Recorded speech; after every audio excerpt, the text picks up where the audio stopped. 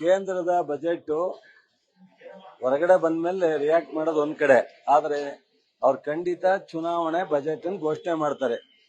So Karnataka ಆರ್ಥಿಕ ಇಲಾಖೆ ಏನು ಹಾಳಾಗುತ್ತೆ ಅಂತ ಹೇಳಿದ್ರು, ಈ ಗ್ಯಾರಂಟಿಯನ್ನ ಸೊ ಅವರು ಒಂದ್ ಸ್ವಲ್ಪ ಫಾಲೋ ಮಾಡಕ್ ಅವ್ರೆ. ಕರ್ನಾಟಕ ಸಿದ್ದರಾಮಯ್ಯನವ್ರ ಬಜೆಟ್ ಅನ್ನ ಫಾಲೋ ಮಾಡೋ ಅಂತ ಸಿಚುಯೇಷನ್ ಕಾಣ್ತಾ ಇದೆ ನನಗೆ. ಅದು ಬಿಟ್ರೆ ಅವರು ಬಹುತೇಕ ಚುನಾವಣೆ ಬಜೆಟ್ ಮಾಡ್ತಾರೆ. ಸೊ ಯಾವ್ಯಾವುದನ್ನ ಚುನಾವಣೆಯಲ್ಲಿ ಜನರನ್ನ ನಾವು ಅಟ್ರಾಕ್ಟ್ ಮಾಡಕ್ ಸಾಧ್ಯ, ಅಷ್ಟು ಬಿಟ್ರೆ ಈ ದೇಶದ 10 ವರ್ಷ ಮಾಡಕ್ಕಾಗದೇ ಇರೋರು ಕೊನೆ ಈ ಚುನಾವಣೆ ಬಜೆಟ್ ನಲ್ಲಿ ನಾವು ಎಕ್ಸ್ಪೆಕ್ಟ್ ಮಾಡಕ್ಕಾಗುತ್ತೆ.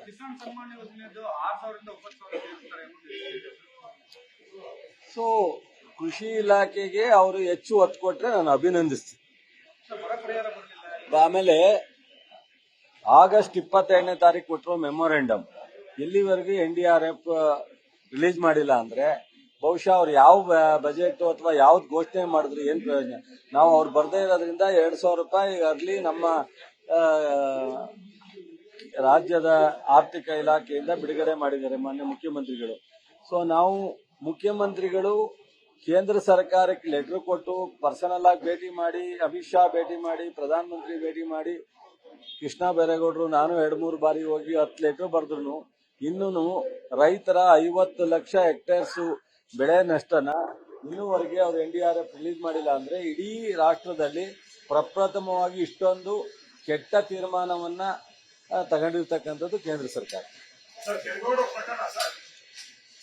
ಕೆರಗೋಡು ಪ್ರಕರಣ ಮೊನ್ನೆ ಇಳೆಯಾಗಿ ಬಿಡಿಸೇಳಿದೆ.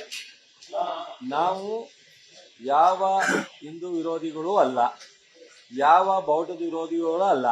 ಆಮೇಲೆ ಹಿಂದುತ್ವಕ್ಕೆ ಸ್ಪೆಸಿಫಿಕ್ ಆಗಿ ಯಾವುದು ಫ್ಲಾಗ್ ಇಲ್ಲ, ಇರೋದು ಒಂದೇ ಒಂದು ರಾಷ್ಟ್ರಧ್ವಜ, ಅದು ಬಿಟ್ಟರೆ ಕನ್ನಡ ಧ್ವಜ. ಅವೆರಡೇ ಸ್ಪೆಸಿಫಿಕ್ ಆಗಿರ್ತಕ್ಕಂಥದ್ದು. ಅಲ್ಲಿ ಪಂಚಾಯತಿನಲ್ಲಿ ಸೊ ರಾಷ್ಟ್ರಧ್ವಜ ಮತ್ತು ಕನ್ನಡ ಧ್ವಜ ಆರಿಸ್ತೀನಿ ಅಂತೇಳಿ ಒಪ್ಪಿಗೆ ತಗೊಂಡಿದ್ದಾರೆ. ಅದಾದ್ಮೇಲೆ ಅವರು ಅದನ್ನ ಬಿಟ್ಟು ಬೇರೆ ಧ್ವಜ ಆರಿಸಿದಾಗ ಮತ್ತು ಅದನ್ನ ಅವರು ಅಧಿಕಾರಿಗಳ ಲೆವೆಲಲ್ಲೇ ಚರ್ಚೆ ಮಾಡಿ 25ನೇ ತಾರೀಕು ಅದನ್ನು ವಜಾ ಮಾಡಿದ್ದಾರೆ. ಅವರ ಯಾರು ಪಂಚಾಯಿತಿಯ ತೀರ್ಮಾನವನ್ನ ತಾಲೂಕು ಪಂಚಾಯತಿ ಅಡ್ಮಿನಿಸ್ಟ್ರೇಟಿವ್ ವಜಾ ಮಾಡಿದ್ದಾರೆ. 26 ಬೆಳಗ್ಗೆ ರಾಷ್ಟ್ರಧ್ವಜ ಅವರೇ ಏರಿಸಿದ್ದಾರೆ. ತಿರ್ಗಾ 26 ಸಾಯಂಕಾಲ ಅದನ್ನ ಕೆಳಗಿಳಿಸಿದ್ದಾರೆ. ಸೊ ಇದು ಅದಾದ್ಮೇಲೆ ಪಾಪ ಅಲ್ಲಿಯ ಮಂಡ್ಯ ಜಿಲ್ಲೆ ಜನ ನೋಡಿ, ಆ ಬಿಂದು ಅಂತ ಒಂದು ಹೆಣ್ಮಗು ಹೇಳಿದೆ. ಅದಾದ್ಮೇಲೆ ನಿನ್ನೆ ಒಬ್ರು ಯಾರೋ ವಿಡಿಯೋ ಮಾಡಾಕಿದ್ದಾರೆ. ಇವತ್ತು ಕೆಲವು ನಮ್ಮ CPM ಮತ್ತು ಬೇರೆಯವರೆಲ್ಲ ಮೀಟಿಂಗ್ ಮಾಡ್ತಾ ಇದ್ದಾರೆ.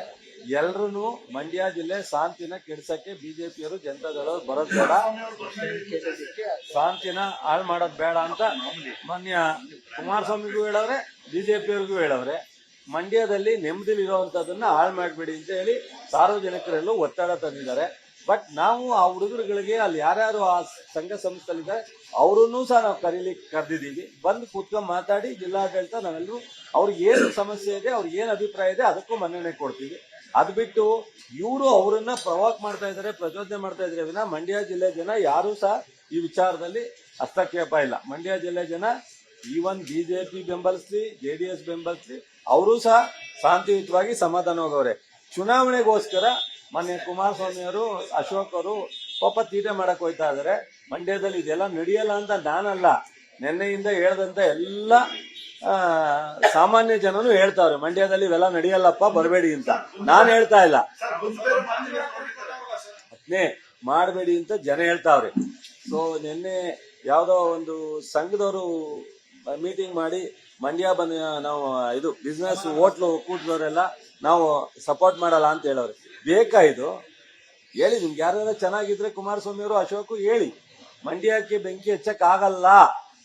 ಮಂಡ್ಯನ ಇವರು ಅಶಾಂತಿಯ ವಾತಾವರಣ ನಿರ್ಮಾಣ ಮಾಡೋದಕ್ಕೆ ಜನತಾದಳದವರೆಗೂ ಬಿಜೆಪಿಯವರೆಗೂ ಆಗಲ್ಲ.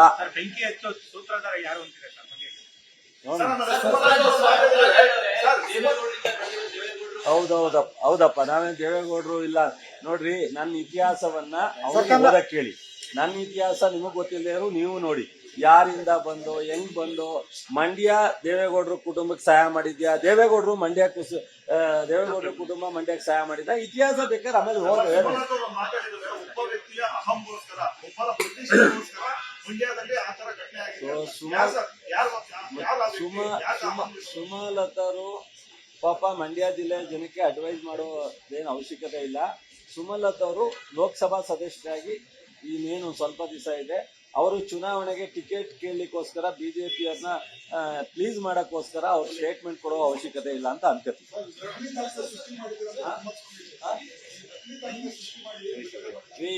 ನಕಲಿ ದಾಖಲೆ ಯಾರ ಪಂಚಾಯತಿನಲ್ಲಿ ನಕಲಿ ದಾಖಲೆ ಸೃಷ್ಟಿ ಮಾಡೋದು ಯಾರಿಗಾರ ಅವ್ರಿಗೆ ಗೊತ್ತಿದ್ರೆ ಹೇಳಿ, ನಮ್ಗಂತೂ ಗೊತ್ತಿಲ್ಲ.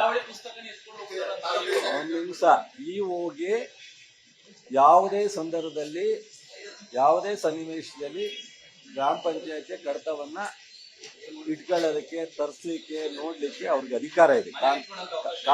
ಆಫೀಸ್ಗೆ ಆಫೀಸ್ ಇದೆ ರೀ, ಮನೆಯಲ್ಲ ರೀ. ಯಾರೋ ಹೇಳಿದ್ದೆಲ್ಲ ನೀವು ಹೇಳ್ಬಿಟ್ರಿ ಏನ್ರಿ?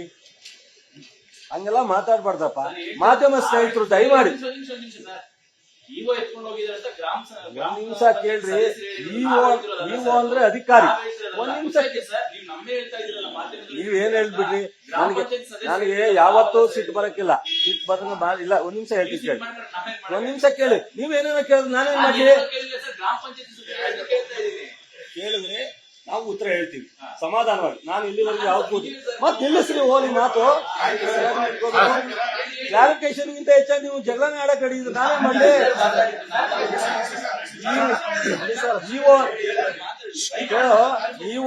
ಒಂದ್ ನಿಮಿಷ ಕೇಳ್ರಿ ಯಜಮಾನ್ರೆ. ಇಒ ಅಂದ್ರೆ ಒಬ್ಬ ಅಧಿಕಾರಿ. ಇಒ ಮನೆನೇ ಬೇರೆ, ಇಒ ಅಧಿಕಾರಿನೇ ಬೇರೆ. ಅವರು ಇಷ್ಟೆಲ್ಲ ಗೊಂದಲ ಆದಾಗ, ಗಲಾಟೆ ಆದಾಗ ಅದನ್ನ ಪರಿಶೀಲನೆ ಮಾಡೋದಕ್ಕೆ ಇವು ಕಚೇರಿಗೆ ತಗೊಂಡೋಗಿದ್ದಾರೆ. ಕಚೇರಿಲಿ ಇದೆ ವಿನ ಮನೆಗೆ ಯಾರು ತಗೊಂಡೋಗಿ. ನ್ಯೂಸ್ ಫಸ್ಟ್ ನಿರ್ಭೀತಿಯಿಂದ ನಿಮ್ಮ ಪರವಾಗಿ.